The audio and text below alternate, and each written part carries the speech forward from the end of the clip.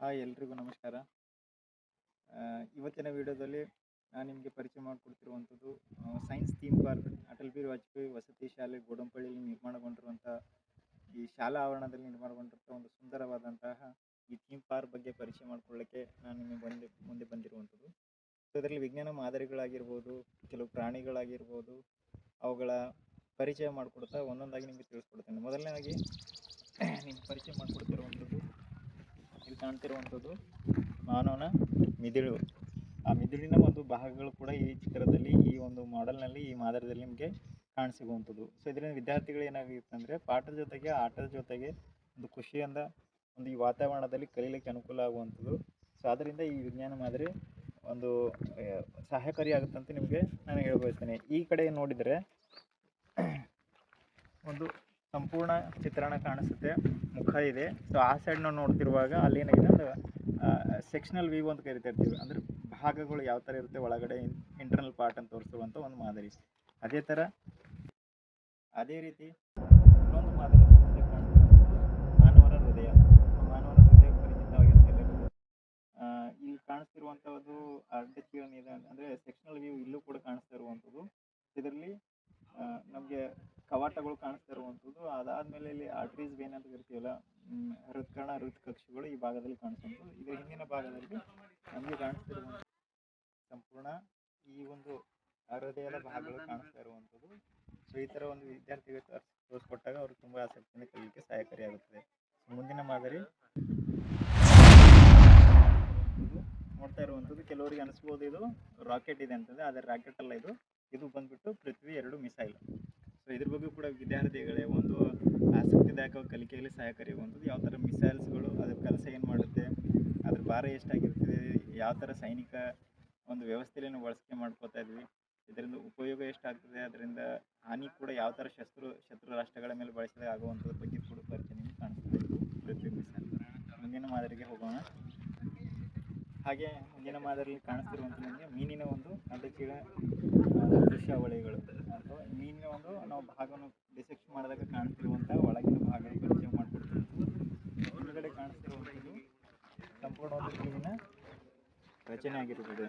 So ಈ ಥರ ವಿದ್ಯಾರ್ಥಿಗಳು ಕೂಡ ಅವರು ಕೂಡ ಏನಾಗ್ತದೆ, ಬರೀ ಬಾಹ್ಯ ಅಲ್ಲ ಆಂತರಿಕ ಭಾಗ ಕಲಿಕೆಗೆ ಸಹಾಯಕಾರಿಯಾಗುತ್ತದೆ. ಮುಂದಿನ ಮಾದರಿಗೆ ಹೋಗೋಣ. ಅದೇ ಥರ ಮುಂದಿನ ಮಾದರಿ ನಿಮ್ಗೆ ತೋರಿಸ್ತಿರುವಂಥದ್ದು ಒಂದು ಆಮೆಯ ಒಂದು ಚಿತ್ರ ಕಾಣಿಸ್ತಾ ಇರುವಂಥದ್ದು. ಸೊ ಆಮೆಯ ಎಲ್ಲರಿಗೂ ಪರಿಚಿತವಾಗಿರುವಂಥದ್ದು, ಗೊತ್ತಿರುವಂಥದ್ದು, ಕಾಮನ್ ಆಗಿ ನಿಮ್ಗೆ ಗೊತ್ತಿರ್ತದೆ. ಸೊ ಇದು ಮೇಲ್ಭಾಗ ಯಾವ ಥರ ಇರೋದು, ಪಾದಗಳು ಯಾವ ಥರ ಇದೆ, ಯಾವ ಥರ ರಕ್ಷಣಾ ಕವಚವಾಗಿ ತನ್ನನ್ನು ಉಪಯೋಗಿಸ್ಕೊಳ್ತಾ ಎಂಬುದನ್ನು ಕೂಡ ವಿದ್ಯಾರ್ಥಿಗಳನ್ನ ಚಿತ್ರವನ್ನು ತೋರಿಸಿದಾಗ ಅವರು ಕೂಡ ಸ್ಪರ್ಶಿಸೋದ್ರ ಮೂಲಕ, ಅದು ಹತ್ತಿರ ಬಂದು ನೋಡೋದ್ರ ಮೂಲಕ ನೈಜ ಆಮೆಯ ಒಂದು ಪರಿಚಯ ಥರನೇ ಆಗ್ತಿರುವಂಥ ಅನುಭವ ಕೂಡ ಅವರು ತಮ್ಮ ಮುಂದೆ ಹಂಚಿಕೊಂಡು ಅದ್ರ ಬಗ್ಗೆ ಕಲಿಕೆ ಮಾಡುತ್ತಾರೆ ಅಂದರೆ ಸಹಕಾರಿಯಾಗ್ತದೆ. ಈ ಮೂಲಕ ತಮಗೆ ಹೇಳ್ತಾ ಇದ್ದೇನೆ. ಮುಂದಿನ ಮಾದರಿ ಹೋಗೋಣಂತೆ.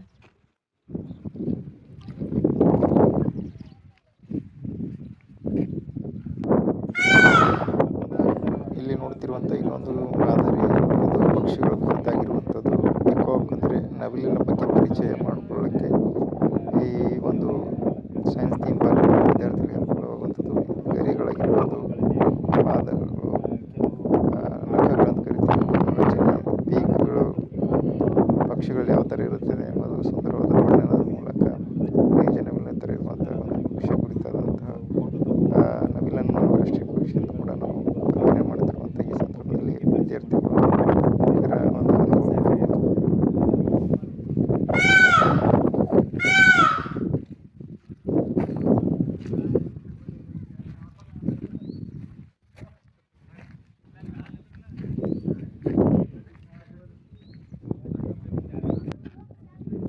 ನೋಡ್ತಾ ಇರುವಂಥ ಚಿತ್ರದಲ್ಲಿ ಅಥವಾ ವಿಡಿಯೋಗಳಲ್ಲಿ ಕಾಣಿಸ್ತಿರುವಂಥ ನಿಮಗೆ ಆಲ್ರೆಡಿ ಪರಿಚಯ ಆಗಿಬಿಟ್ಟಿರ್ತದೆ.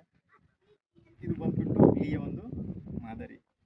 ಹಾಗಂತ ನಾವು ನೈಜ ಹುಲಿ ತಂದು ಇಡೋಕ್ಕಾಗಲ್ಲ, ಬಟ್ ಆ ಹುಲಿ ಯಾವ ಥರ ಇರ್ತದೆ, ಅದ್ರ ಬಗ್ಗೆ ಯಾವ ಥರ ಪರಿಚಯ ಮಾಡ್ಕೊಳ್ಳೋಕ್ಕಂತ ಒಂದು ಸಹಕಾರಿ ಆಗಲಿಕ್ಕೆ ನಮ್ಮ ಒಂದು ಈ ಸೈನ್ಸ್ ಥೀಮ್ ಪಾರ್ಕ್ನಲ್ಲಿ ಈ ಹುಲಿಯ ಒಂದು ಮಾದರಿ ಕೂಡ ರಚನೆ ಮಾಡಿರುವಂಥದ್ದು. ನೋಡ್ತಿರುವಂಥದ್ದು ನೈಜ ಹುಲಿ ಥರನೇ ಕಾಣ್ತಾ ಇರುವಂಥದ್ದು. ಯಾವ ಥರ ಇದ್ರ ಮಣ್ಣಾಗಿರ್ತದೆ, ಅದ್ರ ಬಾಯಿ ಯಾವ ಥರ ಇದೆ, ಯಾವ ಥರ ಇದು ಆಹಾರ ಸೇವನೆ ಮಾಡ್ಬೋದು, ಯಾವ ಪ್ರದೇಶದಲ್ಲಿ ಸಿಗ್ತದೆ ಅನ್ನೋದೆಲ್ಲರೂ ಇದ್ರ ಮೂಲಕ ನಾವು ಹೇಳ್ಕೊಟ್ಟ ವಿದ್ಯಾರ್ಥಿಗಳು ಒಂದು ಆಸಕ್ತಿದಾಯಕ ಕಲಿಕೆಗೆ ಸಹಕಾರಿಯಾಗುತ್ತದೆ. ಧನ್ಯವಾದಗಳು. ಮುಂದಿನ ಮಾದರಿ ಹೋಗೋಣ.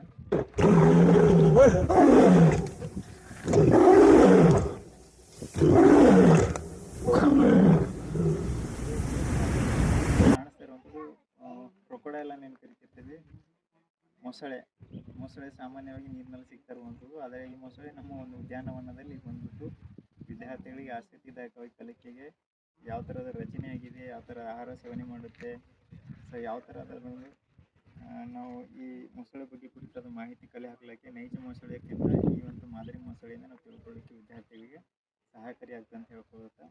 ಸೊ ಮೊಸಳೆ ಕುರಿತ ಪರಿಚಯ ಇನ್ನೂ ಹೆಚ್ಚಿನ ಮಾಹಿತಿಗಾಗಿ ನಾವು ಪುಸ್ತಕದ ಜೊತೆಗೆ ನೈಜ ಮಾದರಿ ರೂಪದಲ್ಲಿ ಅರ್ಥ ಮಾಡಿಕೊಂಡಾಗ ಸಹಕಾರಿಯಾಗುತ್ತದೆ.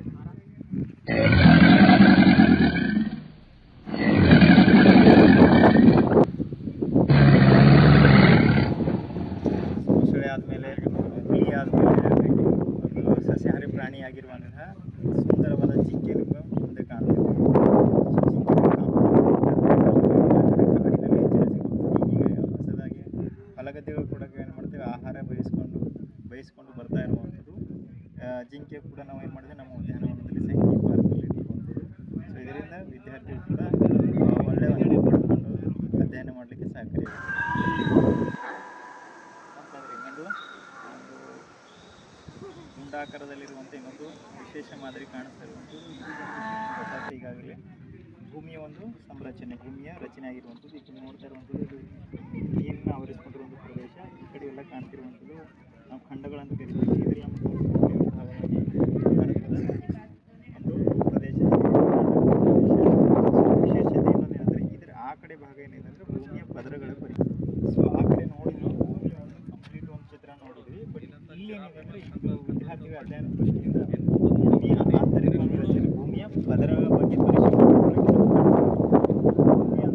ಆಂತರಿಕವಾಗಿರುವಂಥ ಭಾಗಗಳು ಕೋರು, ಮೆಂಟಲು, ಕ್ರಸ್ಟನ್ ಅಂತ ಏನು ಕರಿತೀವಿ ನಾವು ಪದರ ಭಾಗಗಳು.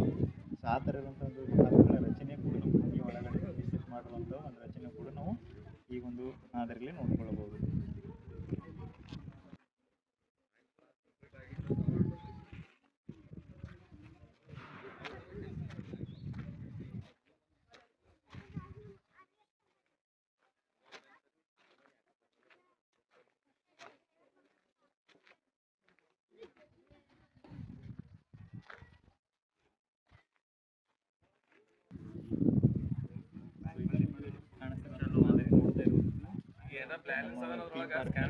ಜಿರಾಫ್ ಕಾಣ್ತದೆ. ಆ್ಯಕ್ಚುಲಿ ಜಿರಾಫ್ ಬಂದ್ಬಿಟ್ಟು ನೀವು ಆಫ್ರಿಕಾ ಕಡೆ ಆ ಕಡೆ ಕಾಣಿಸ್ತಿರುವಂಥ ಜಿರಾಫ್, ಆಫ್ರಿಕಾ ಕಾಡುಗಳಲ್ಲಿ ಸಿಗ್ತಿರುವಂಥ ಜಿರಾಫ್. ಅದರಿಂದ ಏನಂದರೆ ಜಿರಾಫ್ ನಾವು ಆದರೆ ನಿರ್ಮಾಣ ಮಾಡಿಸ್ಬೋದು. ಇಷ್ಟೆಲ್ಲ ಡೀಟೇಲ್ಸ್ಗಳು ಅದರ ಪರಿಚಯ ಕೂಡ ನಾವು ಒಂದು ಉದ್ಯಾನವನಕ್ಕೆ ಭೇಟಿ ಕೊಟ್ಟಾಗ ಅನೇಕ ರೀತಿಯಾದ ಮಾಹಿತಿಯನ್ನು ಪಡ್ಕೊಳ್ಳೋಕ್ಕೆ ವಿದ್ಯಾರ್ಥಿಗಳಿಗೆ ಕಲಿಕೆಗೆ ಸಹಕಾರಿಯಾಗುತ್ತದೆ. ಹಾಗಾದರೆ ಸಾಧ್ಯ ಆದಷ್ಟು ಈ ಮಾಹಿತಿಯನ್ನು ನಿಮಗೆ ಶೇರ್ ಮಾಡ್ತಾ ಇದ್ದೇನೆ.